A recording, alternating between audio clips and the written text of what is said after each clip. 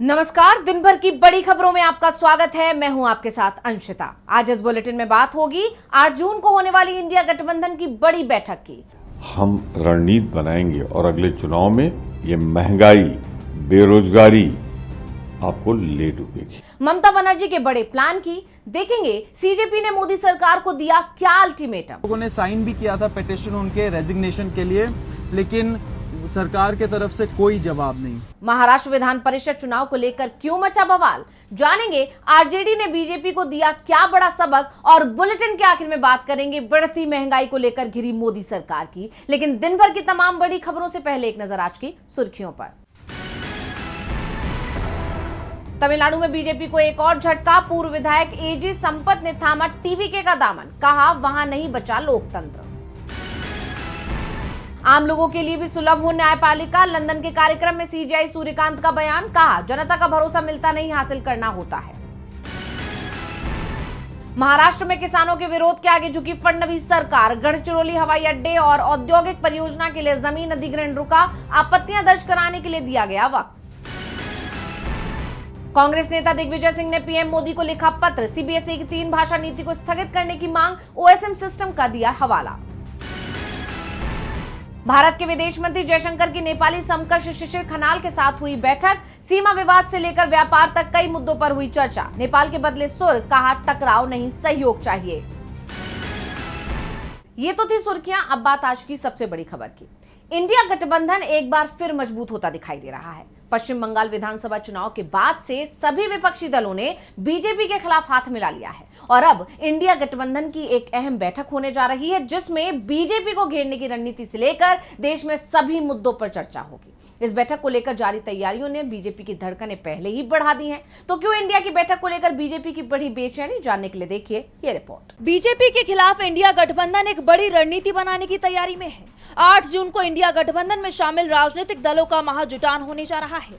माना जा रहा है कि इस बैठक में इंडिया गठबंधन न केवल बीजेपी को घेरने की रणनीति तैयार करेगा, बल्कि इस वक्त सरकार के खिलाफ जो माहौल बना हुआ है उसमें मोदी का घेराव करने की भी तैयारी करेगा। इसकी जानकारी देते हुए कांग्रेस महासचिव जयराम रमेश ने एक्स पर पोस्ट किया। सोमवार 8 जून 2026 को दोपहर 12 बजे नई दिल्ली के कॉन्स्टिट्यूशन क्लब में होने वाली इंडिया गठबंधन की बैठक में 23 राजनीतिक दलों ने शामिल होने की पुष्टि की है। कुछ दलों ने अपने निजी कारणों से इस बैठक में शामिल न हो पाने की बात कही है। हालांकि उन्होंने मोदी सरकार की उन नीतियों और कार्रवाइयों के खिलाफ कड़ा विरोध जताया है, जिनसे लाखों भारतीयों का वोट देने का अधिकार छिन रहा है। संविधान पर रोज हमले हो रहे हैं। जांच एजेंसियों के जरिए विपक्ष के नेताओं को निशाना बनाया जा रहा है। करोड़ों भारतीयों की आजीविका को गंभीर नुकसान पहुंचाया जा रहा है। लगातार बढ़ती कीमतों से घर का बजट बिगड़ रहा है। लाखों युवाओं की उम्मीदों और आकांक्षाओं के साथ धोखा हो रहा है। निवेश का माहौल खराब हो रहा है और विदेश नीति से राष्ट्रीय हितों से समझौता किया जा रहा है। जयराम रमेश ने आगे कहा कि भारत की तरह ही इंडिया गठबंधन भी अपनी विविधता के बावजूद एकजुट बना हुआ है। इसके साथ ही उन्होंने उन सभी दावों को खारिज कर दिया है जिनमें इंडिया गठबंधन में आंतरिक खींचतान की बात कही जा रही है। ये बैठक ऐसे वक्त में हो रही है जब मोदी सरकार पहले से ही कई मुद्दों को लेकर घिरी हुई है। बढ़ती महंगाई, बेरोजगारी से लेकर वोट चोरी के आरोपों तक। दरअसल इस बार की ये बैठक टीएमसी प्रमुख ममता बनर्जी के आह्वान पर हो रही है। पश्चिम बंगाल में जिस तरह बीजेपी की सरकार बनी और उसके बाद राज्य में जारी हिंसा, जिस तरह टीएमसी नेताओं को चुन चुन कर निशाना बनाया जा रहा है, उसके बाद ममता बनर्जी ने बीजेपी के खिलाफ इंडिया गठबंधन में शामिल दलों से एक साथ आने की मांग की, ताकि बीजेपी की मनमानी को रोका जा सके। इंडिया गठबंधन के दल अब 2029 के लोकसभा चुनाव पर फोकस कर रहे हैं। कांग्रेस सांसद प्रमोद तिवारी का कहना है, तो इतिहास आपका है ना, राजनीतिक जनता की नाराजगी हम रणनीति बनाएंगे और अगले चुनाव में ये महंगाई, बेरोजगारी आपको। यानी इंडिया गठबंधन बीजेपी को केंद्र से हटाने की तैयारी में जुट गया है। यही वजह है कि बीजेपी इस बैठक को लेकर टेंशन में नजर आ रही है। उसके नेताओं की तरफ से इंडिया की बैठक पर लगातार हमला बोला जा रहा है। विपक्षी दलों की एकजुटता पर सवाल खड़े किए जा रहे हैं, लेकिन विपक्ष अपने रुख पर कायम है। अब इस बैठक से क्या निकल कर आता है, ये देखना होगा। इंडिया गठबंधन की बैठक को लेकर तैयारियां तेज हैं, तो वहीं पश्चिम बंगाल की सियासत एक बार फिर उबाल पर है। कहा जा रहा है कि बीजेपी लगातार टीएमसी के सांसदों और नेताओं में सेंध लगाने की कोशिश कर रही है, लेकिन पूर्व मुख्यमंत्री ममता बनर्जी हर मोर्चे पर पार्टी को एकजुट रखने में जुटी हुई हैं। इसी कड़ी में पार्टी के महासचिव अभिषेक बनर्जी 7 जून को दिल्ली पहुंचे हैं। तो क्या है ममता का प्लान, जानने के लिए देखिए रिपोर्ट। पश्चिम बंगाल में चुनावी लड़ाई भले ही खत्म हो चुकी हो, लेकिन राजनीतिक जंग अभी भी जारी है। टीएमसी में टूट की खबरों के बीच पूर्व सीएम ममता बनर्जी लगातार पार्टी को एकजुट रखने में जुटी हुई हैं। इसी रणनीति के तहत पार्टी महासचिव अभिषेक बनर्जी 7 जून को दिल्ली पहुंचे। दरअसल 8 जून को दिल्ली में इंडिया गठबंधन की अहम बैठक होने वाली है, जिसमें विपक्ष के कई बड़े नेता शामिल होंगे। तय कार्यक्रम के मुताबिक अभिषेक बनर्जी को 8 जून को ही दिल्ली पहुंचना था, लेकिन बीजेपी के मंसूबे पर पानी फेरते हुए वो इस बड़ी बैठक के एक दिन पहले ही राजधानी पहुंचे, जिसका मकसद मौजूदा राजनीतिक हालत और संसदीय दल की रणनीति पर चर्चा करना है। राजनीतिक जानकार इसे पार्टी के अंदर असंतोष को रोकने और डैमेज कंट्रोल की कोशिश के तौर पर देख रहे हैं, जिसे लेकर बीजेपी की मुश्किलें बढ़ी हुई हैं, क्योंकि विपक्ष का आरोप है कि बीजेपी लगातार टीएमसी में टूट पैदा करने की कोशिश कर रही है। हालांकि ममता बनर्जी अब तक ऐसी तमाम कोशिशों को नाकाम करती नजर आई हैं। इसके अलावा बागी खेमे से जुड़े सूत्रों का दावा है कि फिलहाल कोई जल्दबाजी नहीं की जाएगी और पहले पर्याप्त समर्थन जुटाने की कोशिश होगी, लेकिन टीएमसी नेतृत्व पूरी तरह सतर्क नजर आ रहा है।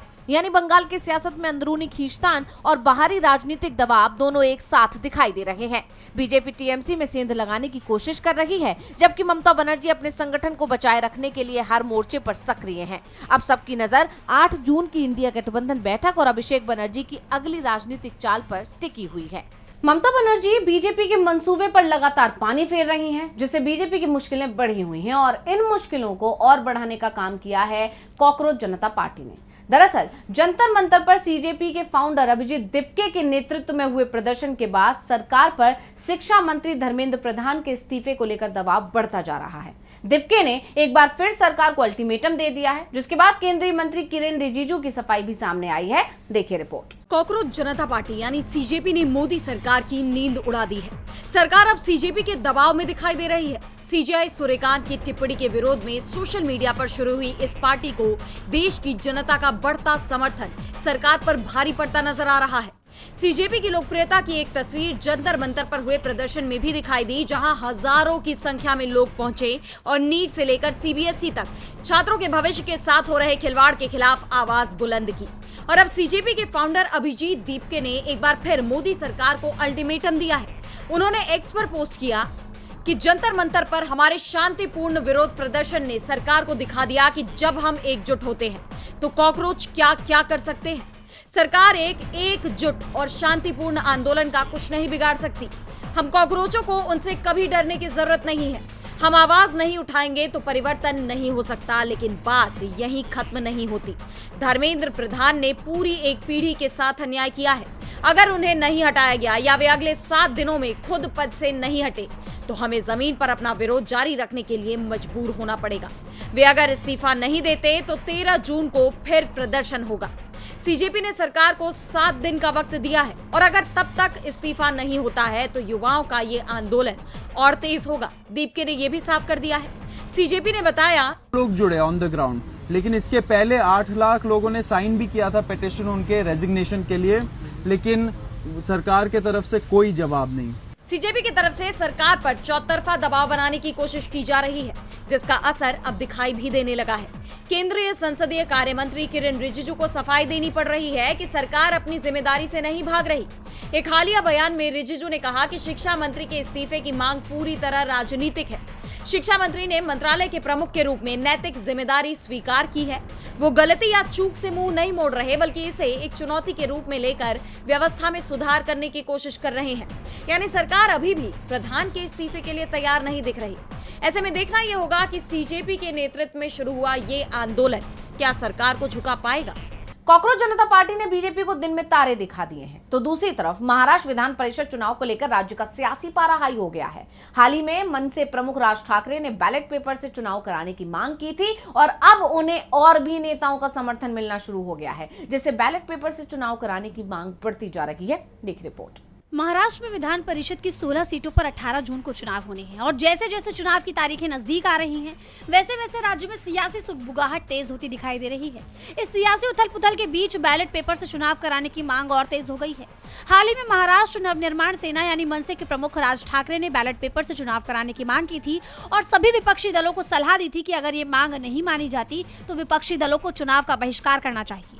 मनसे प्रमुख राज ठाकरे से उनके आवास पर मुलाकात के बाद शिवसेना यूबीटी नेता संजय राउत ने भी मीडिया को बताया था कि ठाकरे का मानना है कि जब तक देश में बैलेट पेपर के जरिए मतदान की व्यवस्था वापस नहीं लौटती, तब तक विपक्षी दलों को एकजुट होकर चुनावों का पूरी तरह से बहिष्कार करना चाहिए। और अब एनसीपी एसपी सांसद सुप्रिया सुले ने भी राज ठाकरे की इस मांग का समर्थन किया है। सुप्रिया सुले ने राज ठाकरे की इस सलाह का समर्थन तो किया ही, साथ ही उन्होंने इस मुद्दे को इंडिया गठबंधन की बैठक में उठाने की बात भी कही है। जैसा आप जानते हैं कि 8 जून को इंडिया गठबंधन की बैठक होने वाली है, जिसमें कई मुद्दों पर चर्चा होनी है। इस बीच सुप्रिया सुले ने साफ कहा है कि बैलेट पेपर से चुनाव कराने की मांग के मुद्दे पर भी बात की जाएगी। ये मुद्दा बैठक में भी उठाया जाएगा। सुप्रिया सुले से पहले राज ठाकरे के इस सुझाव पर पूर्व मुख्यमंत्री उद्धव ठाकरे ने भी अपनी सहमति जताई थी। इस साझा रुख के बाद अब महाराष्ट्र की राजनीति में ईवीएम बनाम बैलेट पेपर का मुद्दा गर्माता हुआ दिखाई दे रहा है। ऐसे में देखना बेहद दिलचस्प होगा कि क्या विपक्ष की ये मांग मानी जाती है या विपक्ष चुनाव का बहिष्कार करता है। महाराष्ट्र में बैलेट पेपर से चुनाव कराने की मांग तेज हो गई है, तो वहीं बिहार में आरजेडी ने बीजेपी के खिलाफ मोर्चा खोल दिया है। पूर्व मुख्यमंत्री लालू यादव और राबड़ी देवी की सुरक्षा में कटौती का मुद्दा गर्माता जा रहा है। लालू यादव, राबड़ी देवी और नेता प्रतिपक्ष तेजस्वी यादव ने अपने सुरक्षा कर्मियों को वापस भेजने के बाद अब आधिकारिक सुरक्षा पूरी तरह छोड़ने का फैसला कर लिया है। तो वहीं आरजेडी कार्यकर्ताओं ने राबड़ी आवास की सुरक्षा की जिम्मेदारी संभाल ली है। देखिए रिपोर्ट। पटना के 10 सर्कुलर रोड स्थित राबड़ी देवी के सरकारी आवास के बाहर इन दिनों असामान्य तस्वीरें देखने को मिल रही हैं। यहाँ सरकारी सुरक्षा बलों की जगह आरजेडी कार्यकर्ता सुरक्षा की जिम्मेदारी निभाते नजर आ रहे हैं। बड़ी संख्या में कार्यकर्ता हाथों में लाठी लेकर और माथे पर हरा गमछा बांधकर आवास के बाहर डटे हुए हैं। कार्यकर्ता लगातार नारेबाजी कर रहे हैं और सरकार के फैसले का विरोध जता रहे हैं। आरजेडी नेताओं का आरोप है कि राज्य सरकार ने सुरक्षा समीक्षा के नाम पर राजनीतिक बदले की कार्रवाई की है। इसी कड़ी में आरजेडी नेता मंगनीलाल मंडल ने सरकार पर निशाना साधते हुए कहा, सुरक्षा की समीक्षा का पैरामीटर होता है, लेकिन कटौती इस हद तक नहीं होनी चाहिए कि उससे किसी नेता का अपमान हो। सरकार ने जो कदम उठाया है वो राजनीतिक बदले की भावना से प्रेरित लगता है। जैसे आप जानते हैं कि हाल ही में बिहार सरकार ने लालू यादव और राबड़ी देवी की Z+ सुरक्षा वापस लेने का फैसला किया था। इसके बाद राबड़ी देवी ने अपने आवास पर तैनात बचे हुए सुरक्षा कर्मियों को भी वापस कर दिया। वहीं नेता प्रतिपक्ष तेजस्वी यादव ने भी अपनी सरकारी सुरक्षा को स्वीकार करने से इनकार कर दिया। हालांकि उनकी Y+ सुरक्षा व्यवस्था अभी भी बरकरार है। आरजेडी इस पूरे मामले को मुख्यमंत्री नीतीश कुमार और बीजेपी की राजनीति से जोड़कर देख रही है। पार्टी का आरोप है कि विपक्ष के बड़े नेताओं को निशाना बनाने के लिए सुरक्षा व्यवस्था का इस्तेमाल किया जा रहा है। वहीं सरकार का कहना है कि सुरक्षा की समीक्षा एक नियमित प्रक्रिया है और खतरे के आकलन के आधार पर ही सुरक्षा श्रेणियां तय की जाती हैं।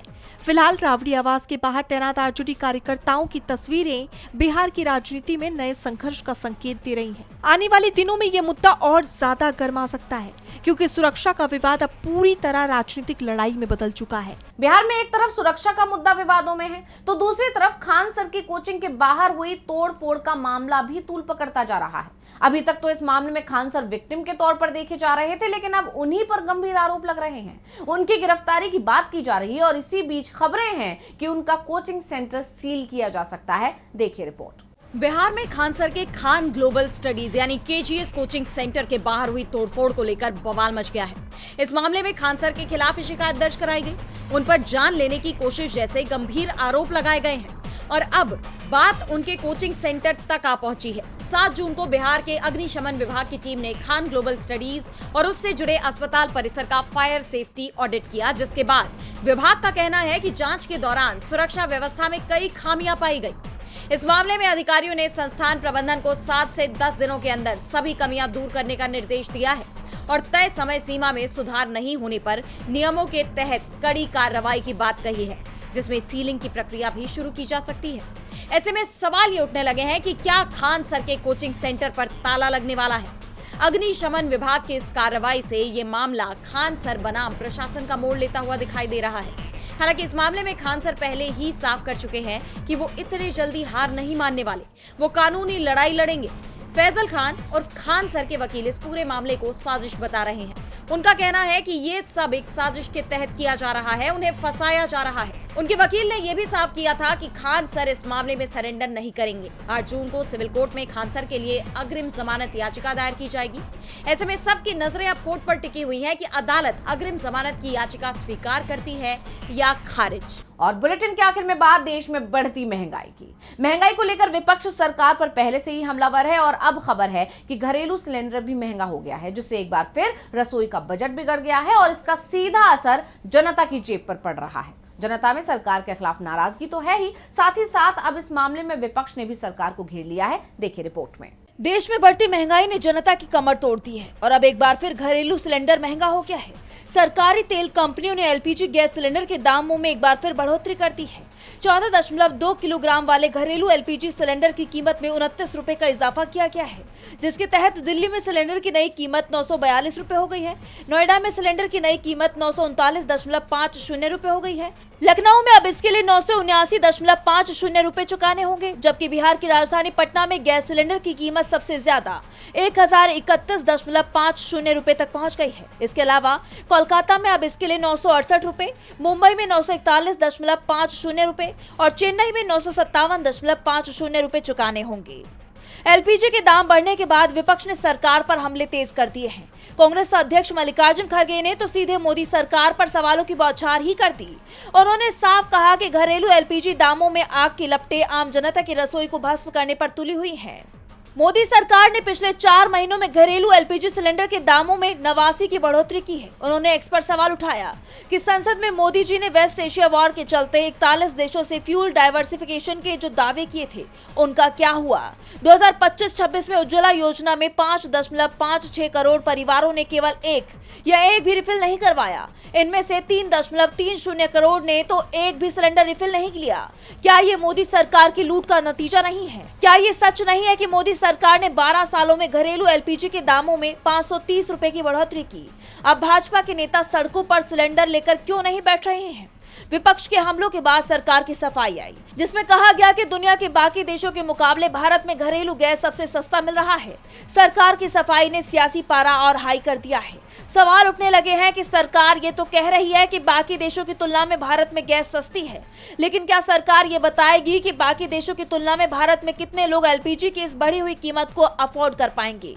यानी साफ है कि मोदी सरकार बुरी तरह घिर गई है। तो आज इस बुलेटिन में इतना ही। आप देखते रहिए डीवी लाइव और मुझे दीजिए इजाजत। नमस्कार।